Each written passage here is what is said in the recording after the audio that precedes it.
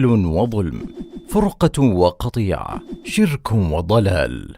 هكذا كان الحال، فيأذن الله بإشراقة فجر جديد ونور يمحو به تلك الظلمات. محمد رسول الله، وصفه ربه بقوله: وإنك لعلى خلق عظيم. فجمع له من خصال الكمال ومحاسن الصفات ما لم ينله أحد من البشر. فقد ثبت أنه كان أوفر الناس عقلا، أجودهم نفسا، أرحبهم صدرا، أشدهم حياء. كان أشجع الناس وأزهدهم في الدنيا، وأكثرهم تواضعا. يعين أهله، ويخيط ثوبه، ويخدم نفسه.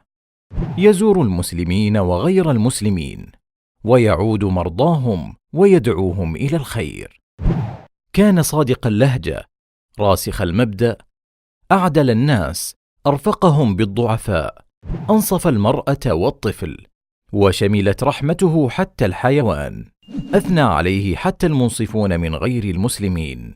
فيقول الألماني يوهان غوتا: إننا أهل أوروبا بجميع مفاهيمنا لم نصل بعد إلى ما وصل إليه محمد.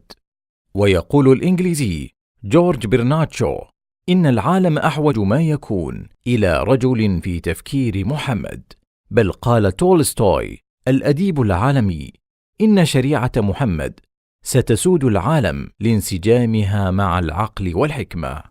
ولنصرته، لنعرف قدره ومكانته، ولننشر في الناس فضائله ومكارمه، ولنقتدي به ونمتثل أمره، ولنذب عن شريعته وندفع عنها الشبهات. فلو لم يكن للنبي صلى الله عليه وسلم من الفضل إلا أنه الواسطة في حمل رسالة رب العباد إلى عباده وتعريفهم به، لكان فضلا لا يستقل العالم بشكره ولا البشرية بمكافأته.